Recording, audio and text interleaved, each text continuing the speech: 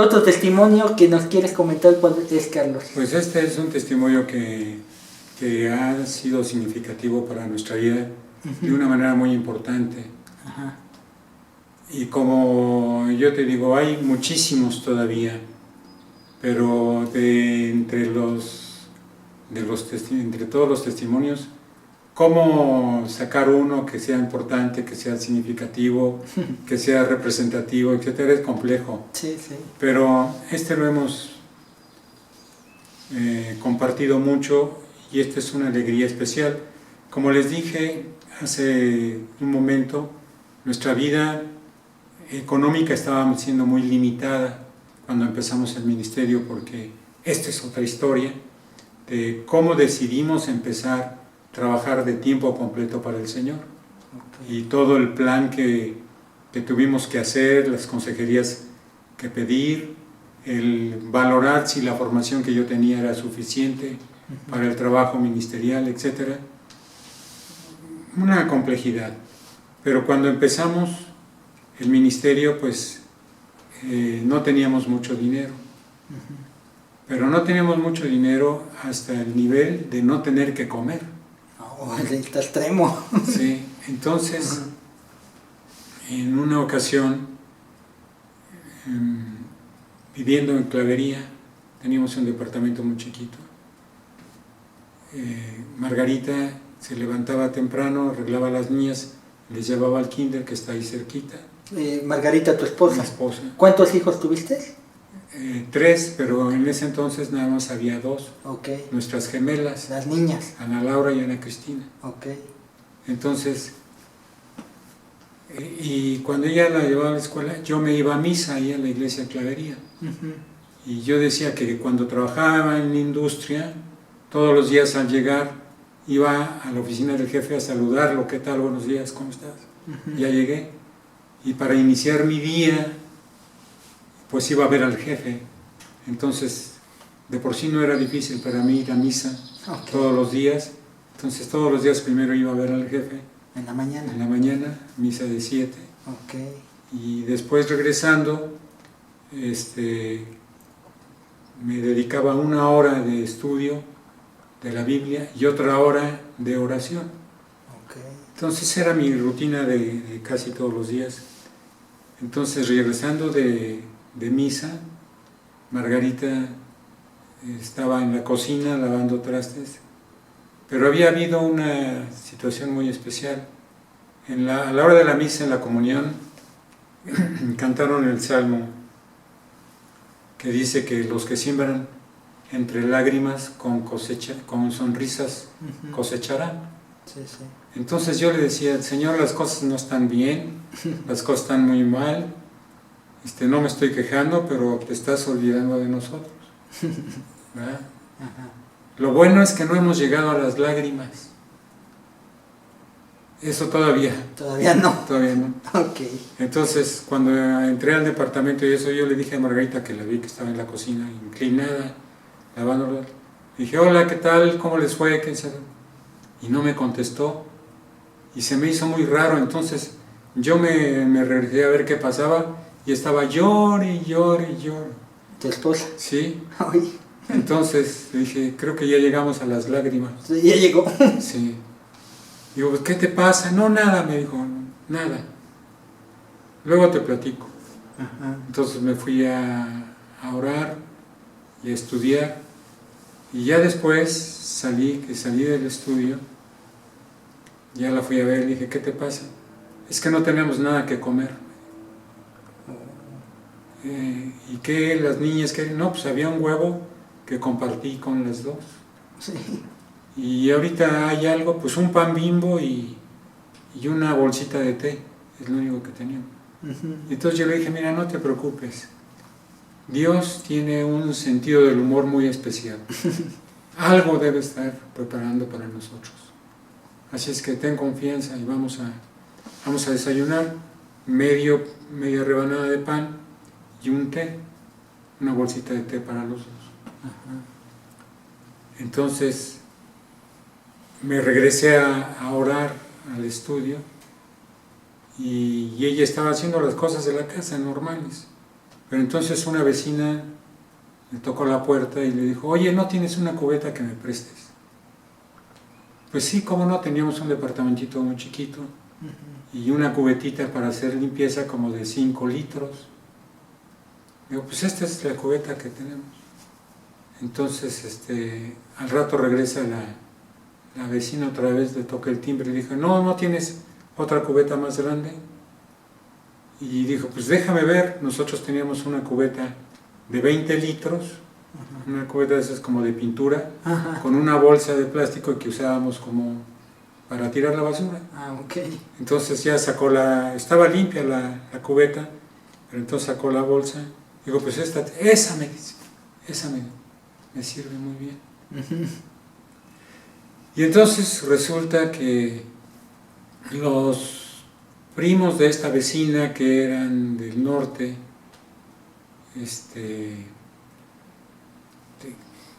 ya no me acuerdo dónde, de Guaymas o de... Por allá, por la frontera. Zona pesquera. Resulta que los primos traían un camión refrigerador desde el norte. Desde allá. Para vender en la Ciudad de México.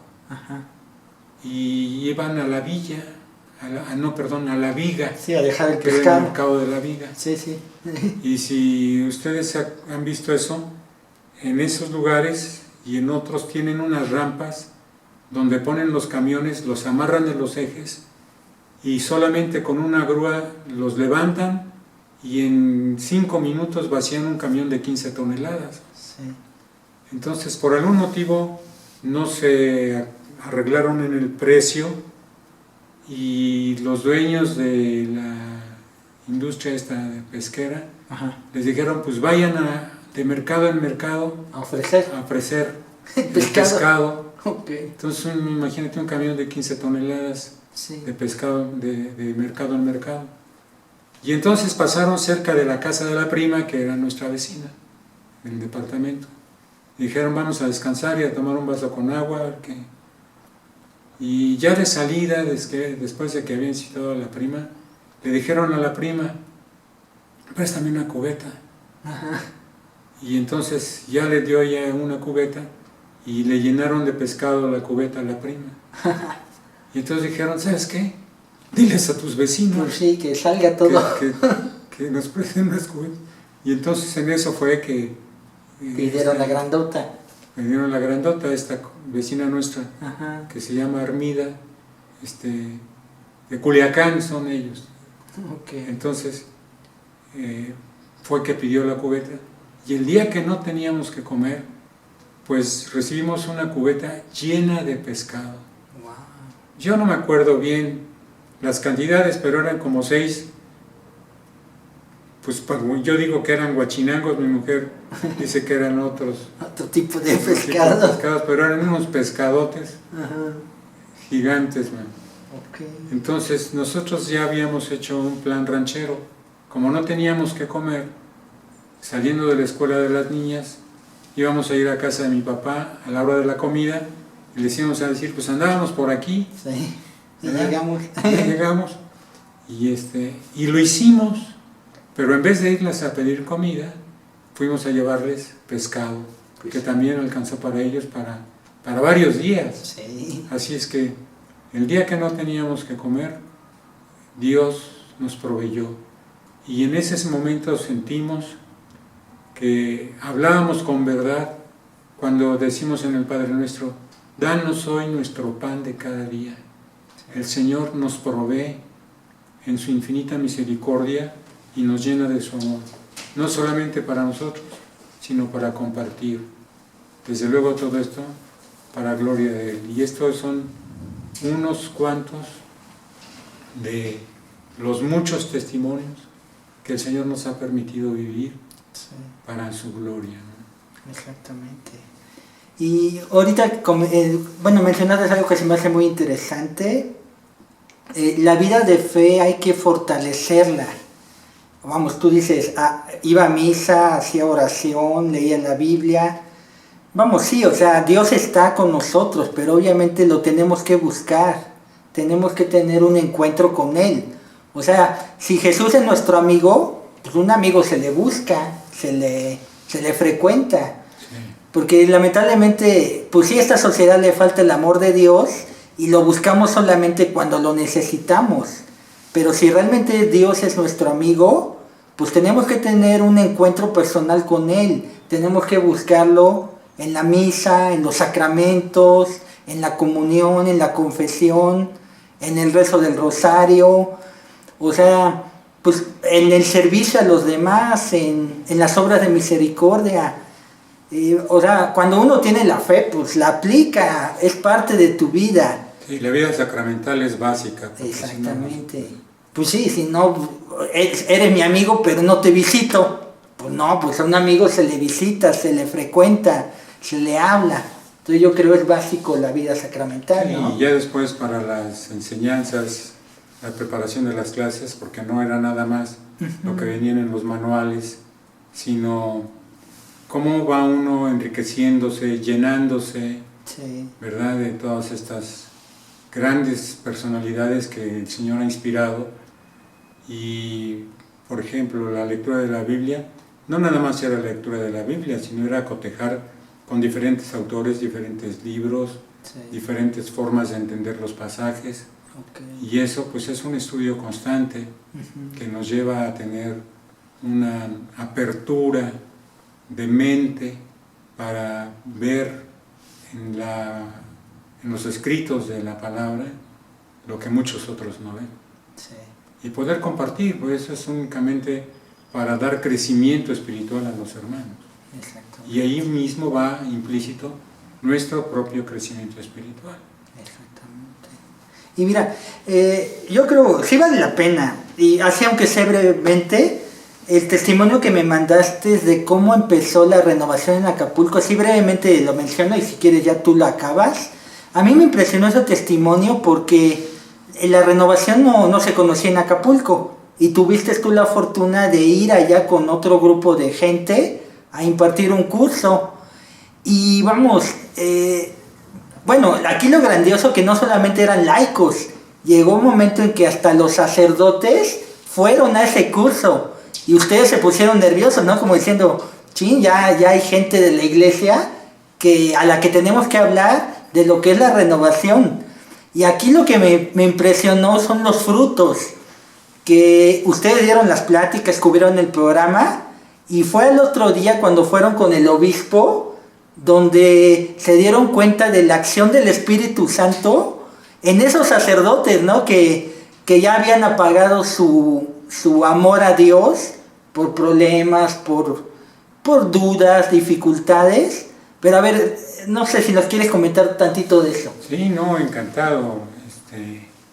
Pues estando en el Altillo, el padre Navarro me invitó a ir a llevar el curso de vida en el Espíritu para unos jóvenes. Ajá. En Acapulco, y solamente me dio un papelito que tenía el nombre del padre Pedro Rumbo. Ajá. Que era el encargado de los jóvenes allá en la diócesis. Y tenían un problema, que había muy pocos muchachos en la catedral, en las reuniones de los jóvenes. Sí.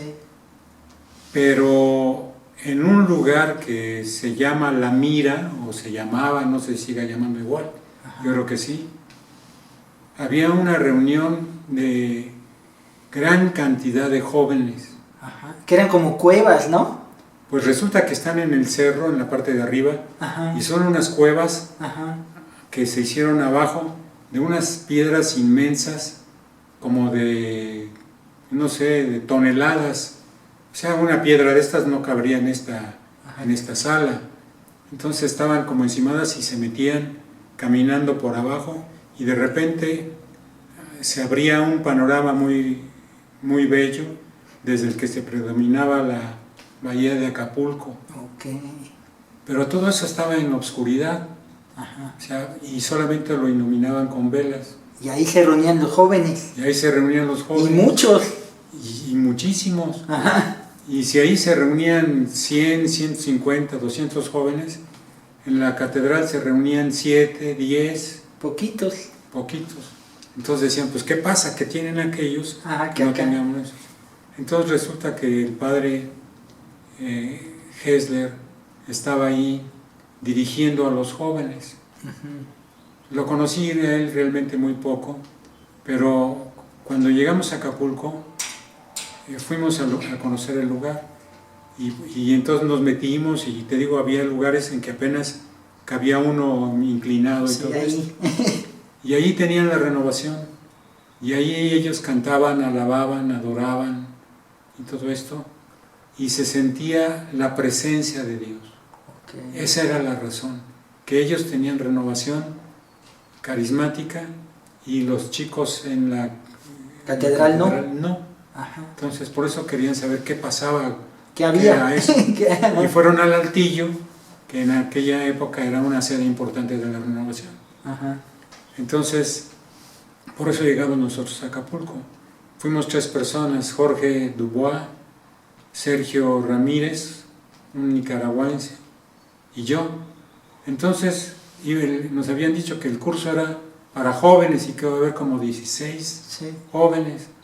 Entonces nosotros estábamos muy felices y contentos por el viaje. Yo estaba saliendo a predicar como San Pablo lo hizo. Yo me sentía muy contento. Y nos dividimos las pláticas del curso de vida en el Espíritu y para que cada quien le tocara más o menos de acuerdo a que el tema que íbamos dominando. Sí, que dominaba mejor.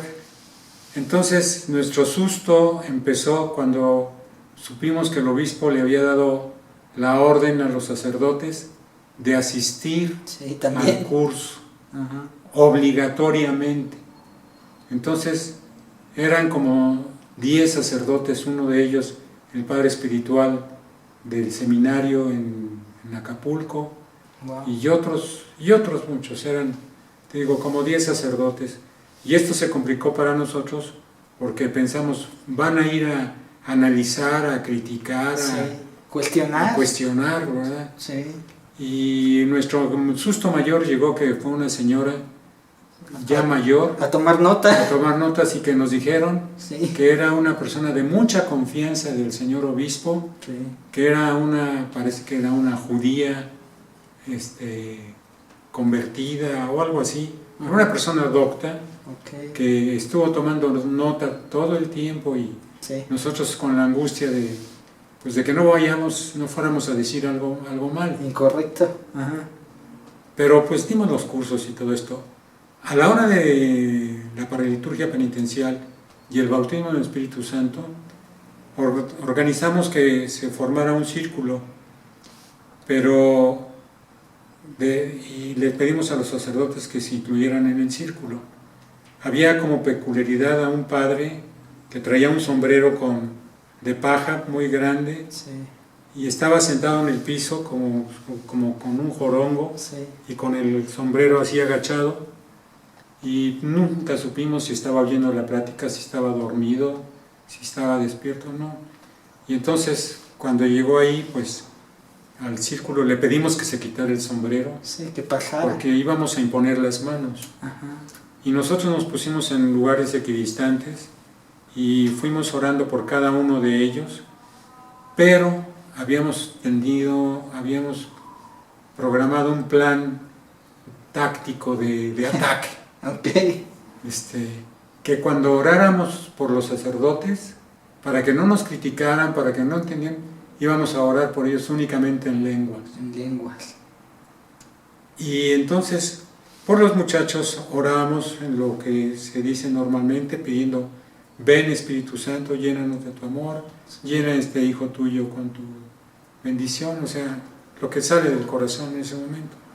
Y entonces caminábamos más o menos al mismo tiempo para que estuviéramos en lugares equidistantes.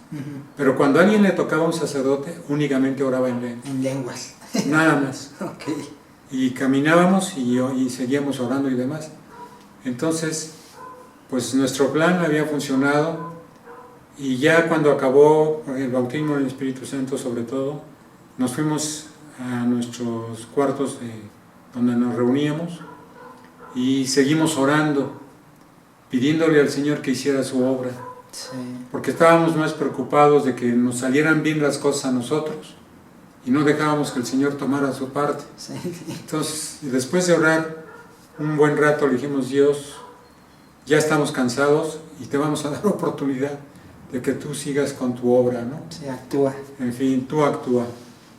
Y a la mañana siguiente, pues nos levantamos, fuimos al comedor y se oía un gran relajo de los muchachos. Y ya cuando nos recibieron, nos dijeron: pues ¿dónde estaban? ¿Por qué no habían venido? ¿Qué pasó?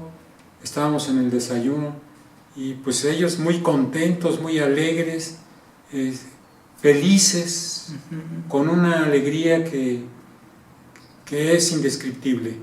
Entonces alguien dijo: no, pues nosotros no hemos dormido, en toda la noche nos pasamos cantando y alabando los cantos que ustedes nos enseñaron, yo estuve orando, nosotros estuvimos platicando la historia de nuestra vida y en fin, había sido una noche especial para ellos. Sí.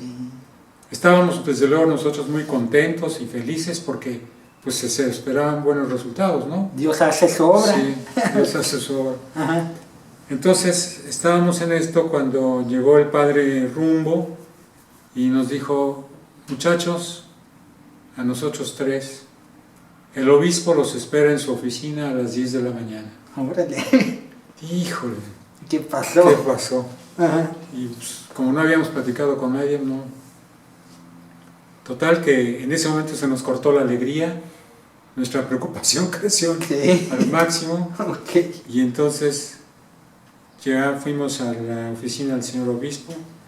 Estaba en una esquina su escritorio, él atrás del escritorio, en el salón, como sillas, puras sillas, como 10 sillas, 5 y 5, algo así. Y después aquí enfrente 3 sillas para nosotros. Y ya dijeron: pues siéntense, ya estaban los sacerdotes ahí. Okay. El señor obispo dijo: pásenle, siéntense. Y lo único que dijo: aquí los padres quieren decirles algo. Y dije: pues en la torre, a ver qué pasa, ¿no? A ver qué viene. Entonces uno empezó a decir, no me acuerdo ya bien qué palabras, pero uno dijo: quiero pedirle perdón, Su Excelencia, porque yo había pensado dejar mi sacerdocio.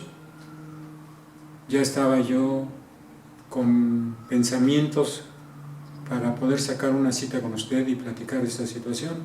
Ya no quería sentir más, seguir con el sacerdocio más. Pero ayer en la noche, cuando estaban orando estos jóvenes por mí, me dijeron las cosas que yo tenía en mi corazón y los pensamientos que yo tenía para platicar con usted y decirle las razones por las cuales iba a dejar mi sacerdocio, iba a colgar la sotana. Y se puso a llorar el padre y cayó de rodillas. Y así, otro similar, mi vida ha sido infundada y quién sabe cuánto. Y yo me sentía mal y no veía frutos en mi vida sacerdotal. Sí. Y yo vivía un vacío terrible. Pero ayer, cuando los jóvenes oraron por mí, el Señor me hizo ver las necesidades que tenía mi corazón de cariño, de comprensión, de ayuda, cómo Dios estaba en mi vida, todo eso, y me arrepiento de haber dudado. Y entonces también empezó a llorar. Más tarde se acercó el padre que había tenido el sombrero. Sí, del jorongo. El jorongo y el sombrero. Ajá, ajá. La peculiaridad de él, que tenía del lado izquierdo de la cara una cicatriz muy fea. Sí. Porque estando en unas rancherías en Tierra Caliente, ahí en Acapulco, se levantaba muy temprano en la mañana para decir misa en una ranchería y después iba a otra ranchería y decir otra misa y así sucesivamente. Entonces, en una ocasión, en la noche tocaron la puerta y él creyó que era algún servicio. Sí, que se ofrecía. Exacto. Ajá. Y entonces cuando abrió la puerta le dieron un machetazo en plena cara. En la cara. Porque habían inventado que el padrecito se robaba el dinero de la construcción Hijo de la iglesia, de la capilla. Ajá.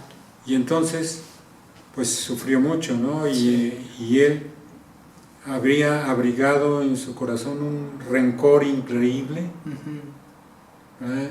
Y además decía, ¿cómo puedo yo decir que amo a mi prójimo, que amo a la gente que me ha causado tal daño, tanta desgracia, tanto dolor? Sí. Los aborrezco y no puedo decir misa. Entonces también estaba decidido a ya abandonar el ministerio. Sí, dejarlo.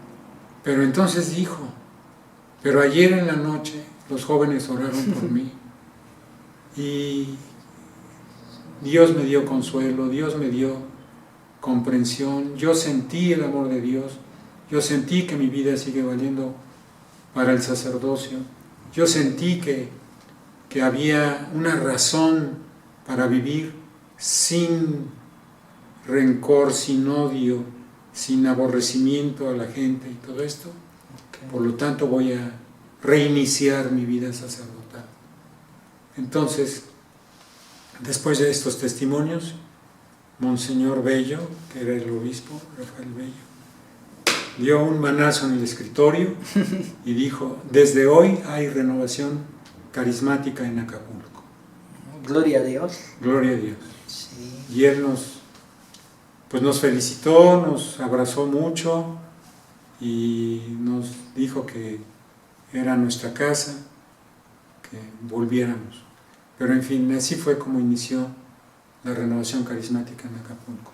Sí, ese testimonio tú me lo compartiste, lo leí y también me impresionó porque es eso, o sea, el Espíritu Santo es esa fuerza de Dios que vivifica, que renueva, que restaura, que justamente da vida. El credo dice, creo en el Espíritu Santo, Señor y dador de vida. Vamos, de ahí viene la vida, ¿no? Y justamente enfatizamos este testimonio porque vamos a Pentecostés ya el próximo domingo. El Espíritu Santo, Dios está vivo. Todo es cuestión de pedir la fuerza de Dios, pedir la fuerza de lo alto para que llegue, nos restaure, nos renueve, nos llene de esa fe, avive nuestra fe, porque necesitamos la presencia de Dios en este mundo. Les repito, somos nosotros las manos de Dios para que Él actúe, pero tenemos que llenarnos de esa fuerza de lo alto.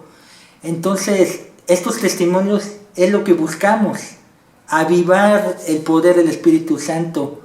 Qué hermoso que la vida de los padres, que obviamente hay dudas, hay incertidumbre, hay rencor, hay muchas cosas que también como humanos pueden vivir, pero se dieron la oportunidad, a lo mejor más forzados que voluntariamente, pero el Espíritu Santo hizo su obra a través de ustedes, y es lo hermoso, somos instrumentos para que Dios actúe en la gente y se renueve esa esperanza, ese amor, esas ganas de servir, de llevar la palabra de Dios a donde quiera Él que llegue, ¿no? Entonces, sí. Hermoso testimonio, Carlos. Qué bueno, para gloria de Dios que fuiste tú protagonista de todo esto, sí, ¿no? Y es que es importante, por eso cuando tú me preguntas cómo ha afectado la renovación carismática en mi vida, el hecho de saber que los milagros existen y que uno puede ser parte del milagro, que puede uno ser partícipe en las circunstancias que van provocando el milagro. Entonces, esto es una bendición muy importante. Sí. Esto es una gran bendición.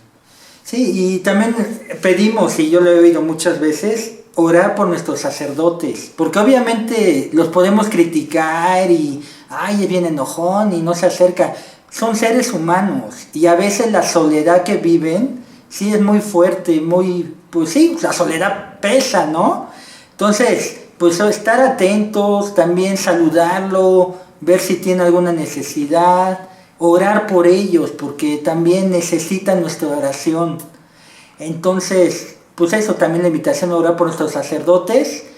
Y ya para ir finalizando el programa, Carlos, siempre a los invitados les pedimos un mensaje de esperanza. Ya nos lo pasamos en pandemia, ahorita parece que ya vamos saliendo, gloria a Dios, pero pues todavía pues hay mucha incertidumbre, todavía hay mucha duda, pues en México todavía ahorita que la inflación, que la economía, que los trabajos. Entonces, ¿qué mensaje de esperanza quisieras dar a nuestro público en este tiempo de Pentecostés que próximamente viviremos? Pues mira, yo creo que una idea importante será el darnos cuenta de la necesidad que tenemos de la acción del Espíritu Santo en nuestras vidas. Okay. A veces lo damos por hecho y pasamos muy superficialmente sobre las verdades de fe. Por ejemplo, en el caso de nuestra Madre Santísima, la Virgen María, hay una situación muy interesante. Yo trato de analizar las cosas que vienen en el Evangelio desde otros puntos de vista, tratando de salir de lo establecido básicamente, sino el cuestionarme y el preguntarme por qué sucedieron algunas cosas, cuáles fueron las circunstancias que cambiaron la vida de los personajes, de los que participaron en esto. Entonces, Jesús nuestro Señor usó varias metáforas para referirse al Espíritu Santo.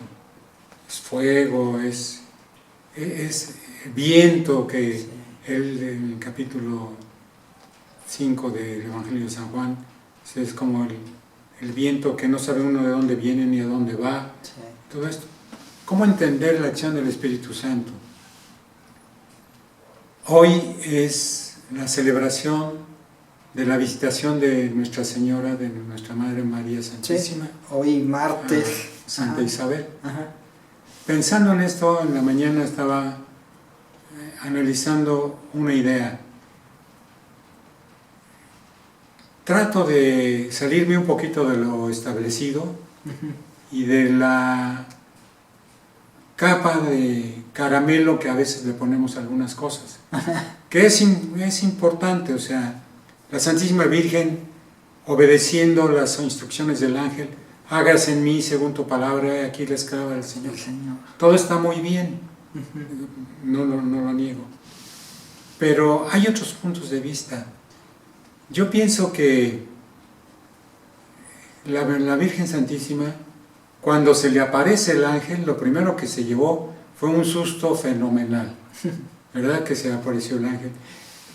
Y después que el ángel le dijo, bendita eres María, has hallado gracia delante de Dios, el Espíritu Santo descenderá sobre ti, tendrás un hijo, su nombre será Emmanuel, que significa Dios con nosotros, etc. Pues yo no sé si ella logró asimilar todas estas series de ideas y demás. Captar todo esto. Yo me atrevo a decir que no, que siendo ella la Santísima Virgen, no puede parecer que estoy limitando sus virtudes, sus cualidades, no.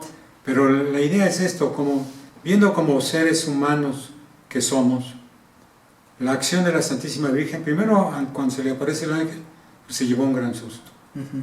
Y después, yo creo que ha de haber puesto una cara de incredulidad, de asombro, que el ángel le dijo, no te asustes, no te asustes, María, ¿verdad? Para demostrar que todo esto que te he dicho es cierto, tu prima, a la que llamaban estéril, Isabel, ha concebido en su seno y ya lleva 6 meses de embarazo. O sea, el ángel le está dando una prueba, pero ella toma la prueba y se va a través de las montañas de Ain Karim a buscar a su prima, para ver si era cierto. Para ver si era cierto, ¿no? Entonces esto a mí me gusta porque Jesús tan humano como nosotros, María tan humana como nosotros, están a disposición del amor de Dios.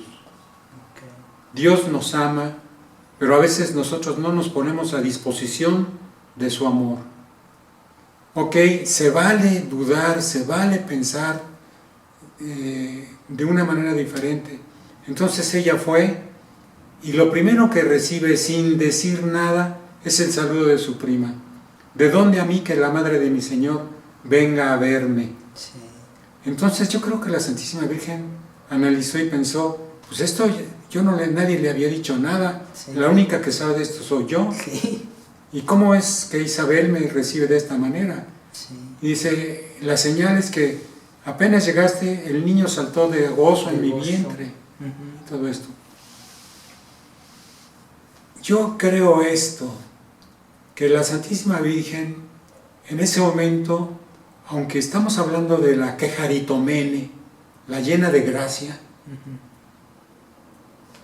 la llena de gracia, no tenía una idea completa de la obra de Dios en ella. Ok. Entonces, el Espíritu Santo, que en esta variedad de metáforas que hay sobre él, que es fuerza, que es viento, que es fuego, Sí. yo digo que es el pegamento espiritual, el pegamento divino, Ujú. el que une todas las piezas. Ok. Quiero decirte esto, o quiero decirles esto. Ujú. Cuando era niño, nuestros gustos era que a veces armábamos rompecabezas. Y cuando mis hermanos más chicos me decían, no puedo, yo llegaba y les decía, mira, esto es muy fácil. Esta es para acá, esta es para acá y esta no. Y se los armaba porque estaban más chiquitos que yo. Y lo volvían a desbaratar y el rompecabezas lo volvían a juntar otra vez y yo lo podía armar con toda facilidad. Ajá.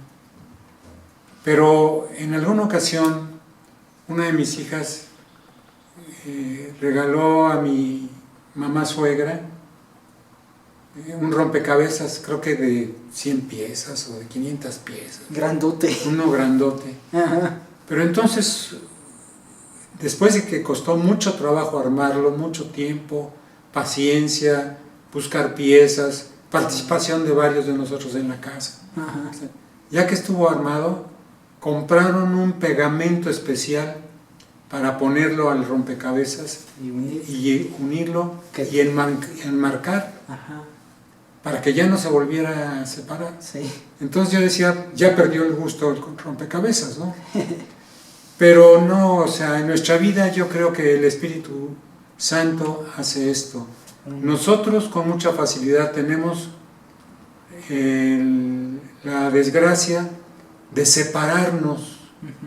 de Dios, de separarnos de su amor, Sí. de separarnos del hermano, del prójimo, de separarnos de la naturaleza, Sí. en fin.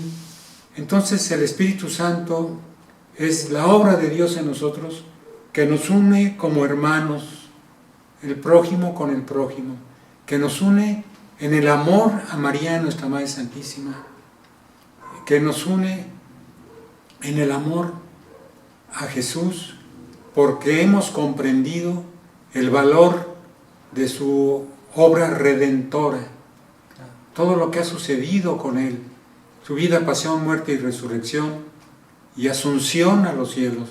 O sea, para mucha gente Jesús es un personaje histórico, para nosotros es Dios Sí, Dios mismo hecho hombre. hecho hombre, Sí.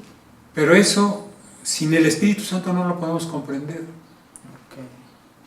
Entonces, por eso yo creo que Jesús nuestro Señor, capítulo 14 y adelante de San Juan, dice, el Paráclito, el Consolador, que yo les he de enviar, Sí. Él les enseñará todas las cosas. Exactamente.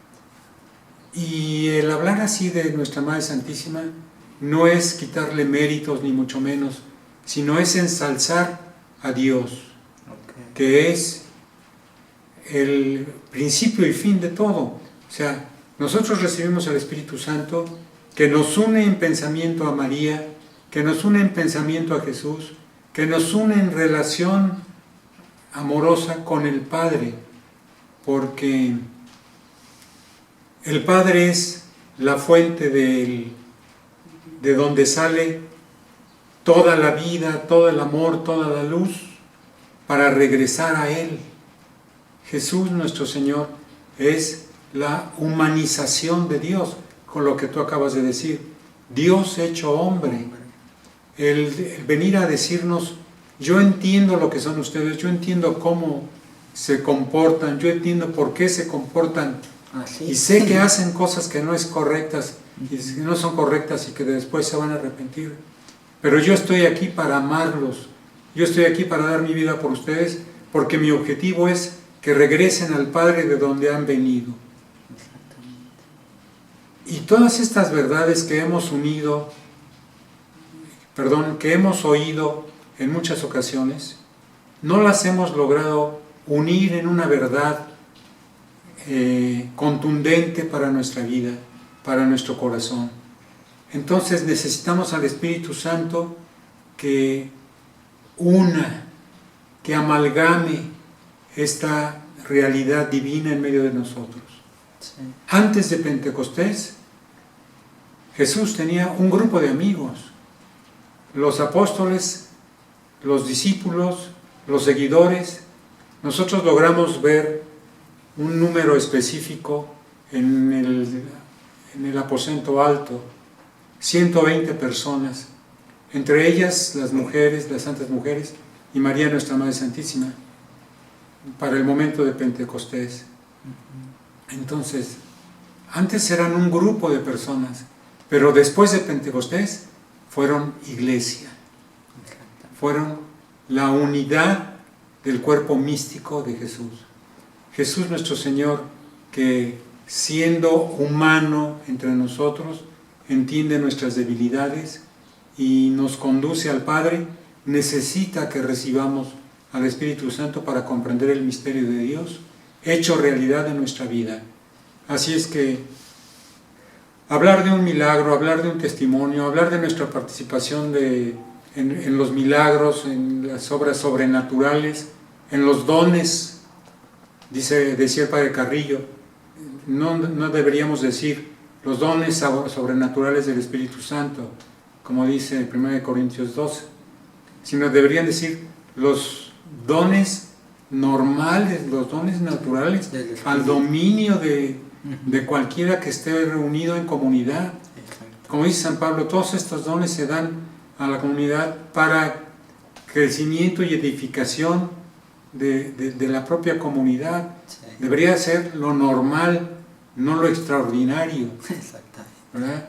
El Espíritu Santo entonces en nosotros es la razón de una nueva vida, una vida llena de Dios, llena de esperanza, llena de fe, llena de amor, que nos conduce a Él. Así es que en esta ocasión, antes de Pentecostés, el volver a darnos la oportunidad de ponernos frente al misterio de Dios y decir con toda sinceridad, ven Espíritu Santo, ven Espíritu de amor. Exactamente. Y justamente Pentecostés es importantísimo porque ahí nace la iglesia.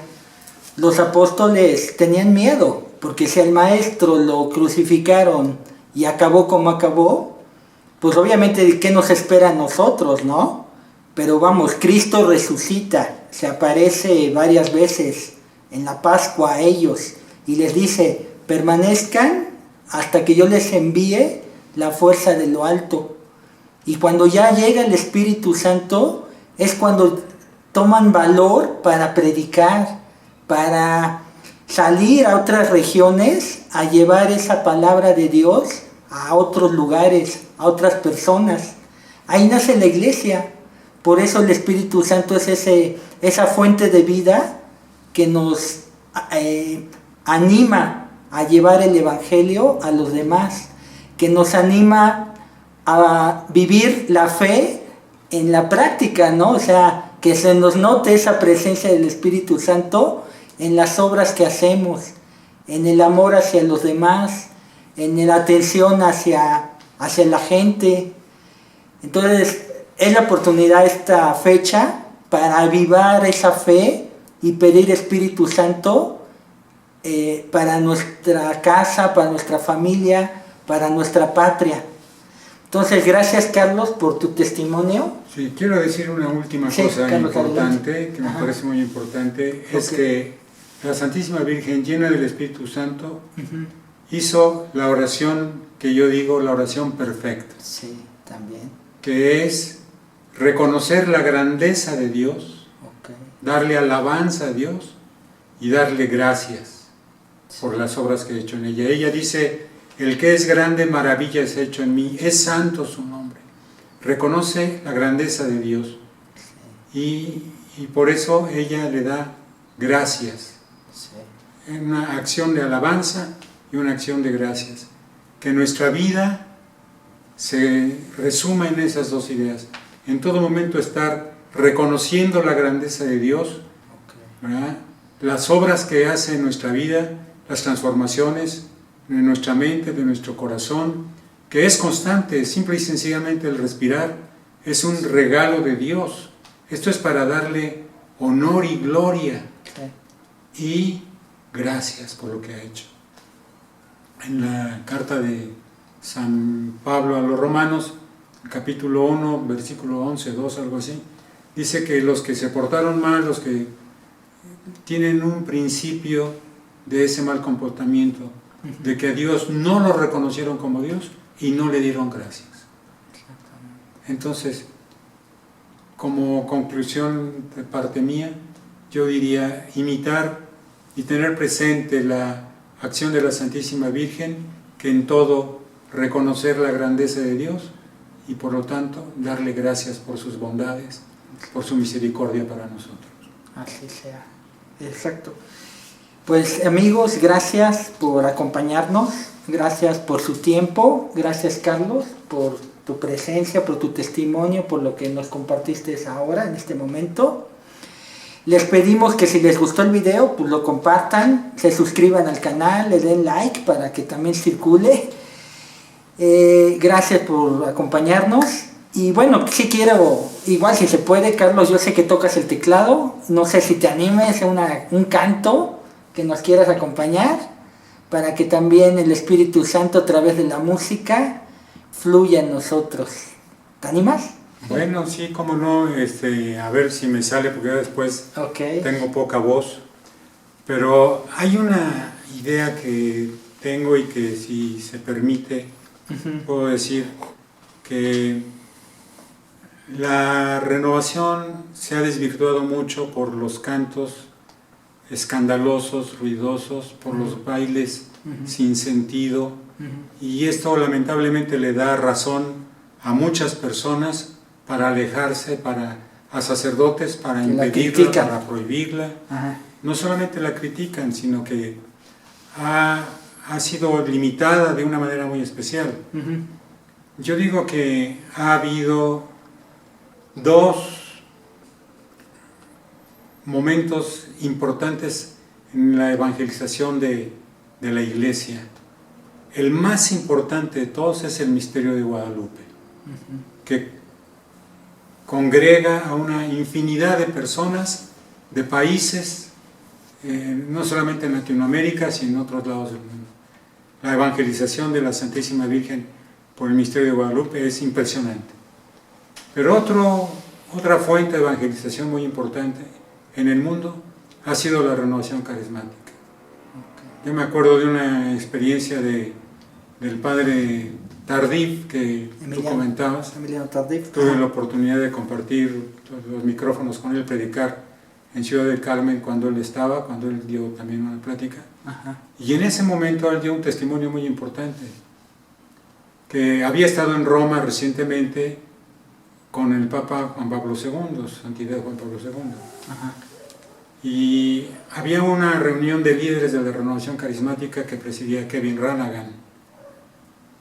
Y en su espíritu bromista y jocoso de su santidad, que siempre lo distinguió, dijo, ¿y ahora cuántos locos hay en la iglesia? Refiriéndose a la locura de la renovación carismática. Entonces Kevin Ranagan le contestó, pues hay ahorita como 60 millones de locos. Y su santidad dijo, pues yo creo que más vale que les vayamos haciendo caso, porque si no, los locos vamos a ser nosotros. Sí, los de afuera. Entonces, un misterio importante de evangelización fue la renovación carismática. Lamentablemente, por las exageraciones, por la falta de madurez, por la falta de muchas cosas. Se va desvirtuando, ¿no? Se va desvirtuando y ha impedido ese crecimiento evangelístico. Okay. Entonces yo recomiendo de alguna manera vivir más la intimidad en relación con el Señor que la estructura externa. Okay. En un retiro de líderes en Durango al que fui en alguna ocasión, uno de los que dirigían decían: vamos a aplaudir hasta que nos duelan las manos. No, eso no es la renovación. No, okay. No, hasta que nos duelan. Vamos a gritar gloria a Dios hasta que nos volvamos roncos. No, eso no es la renovación. Necesario. Ajá. Una vez en Villahermosa invitaban a los sacerdotes al retiro de sacerdotes de renovación en Monterrey, y dijo: no, yo no puedo ir. ¿Por qué? Si te tocan vacaciones y el trabajo aquí. No, es que no me sé el movimiento del baile. No, pues no. No puedo ir porque no sé bailar. O sea, no es eso. no es eso. Esa La no es la renovación esencia. carismática no es eso. Ajá. La renovación carismática es un idilio de amor dada por el Espíritu Santo para poder entender nuestra relación con el Padre y con Jesús. Okay. Es vivir la vida de Dios desde dentro, que sale de nuestro corazón, que emana de nuestro interior. Como dijo el Señor, fuentes de agua viva saldrán de ellos. Entonces, ojalá que hubiera esta conciencia clara de lo que debemos hacer. Y esto me da preámbulo por una idea. Si me funciona la garganta y el teclado, que hacía mucho que no tocó. Ajá. Un día en oración estaba yo discutiendo con Jesús. Ok. Y me inspiró el canto. La discusión que yo tenía con Jesús era la que dice en el Evangelio de San Juan, en el capítulo 15, versículo 18 o 23, por ahí así, que dice: ustedes no me han escogido a mí, yo los he escogido a ustedes. Pero yo le dije a Jesús: no, yo también te escogí. ¿Verdad? Es como cuando le preguntas a una pareja de novios: Sí. ¿desde cuándo tú decidiste ser novio de ella? No, pues yo desde hace como 4 meses ya dije, esta es para mí. Y le preguntas a la muchacha y te dice: no, yo desde hace 2 años ya le tenía puesto el ojo encima. Entonces, en esa idea yo me atreví a decirle a Jesús: tú me has escogido a mí, pero yo te he escogido a ti. Entonces, yo creo que esta fue un momento de oración en el que el Espíritu Santo llenó de alegría mi corazón y le dije: estoy de acuerdo contigo, pero yo también te escogí. Entonces, en ese momento, como fruto de ese momento de oración, escribí un canto que, si me permiten, pues se los intento cantar a ver si me sale. Sí, Carlos. Tú indique dónde.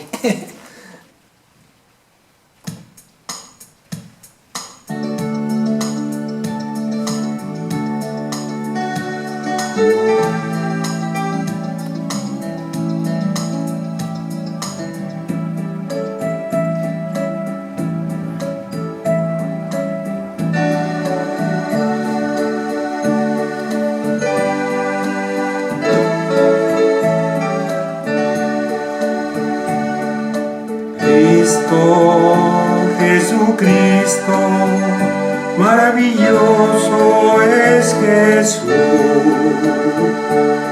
su rostro brilla más que el sol, más hermoso es Cristo que el lirio de los valles, y dulce, más dulce que miel. ¿Cuál es la rosa del Sharon? Así tan bello es él, y le amo si de corazón. Más hermoso es Cristo que el lirio de los valles, y dulce, más dulce que miel.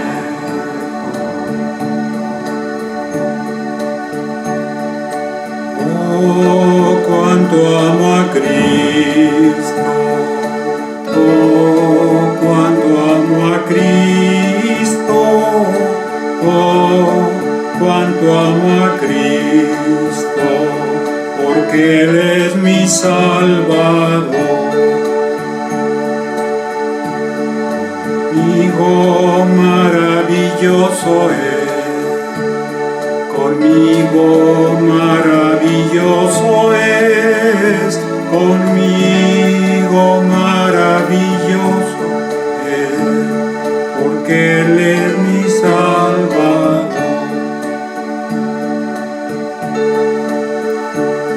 Me da el pan de la vida, me da el pan de la vida, me da el pan de la vida, porque Él es mi Salvador.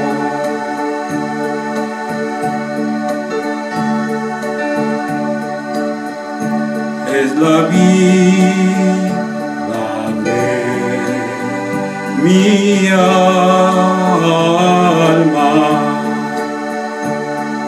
Cristo, mi Cristo, es la vida de mi alma, es Jesús, mi Salvador.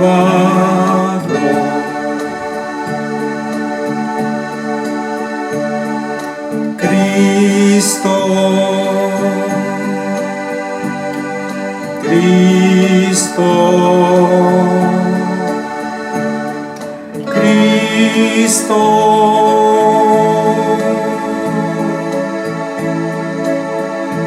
es la vida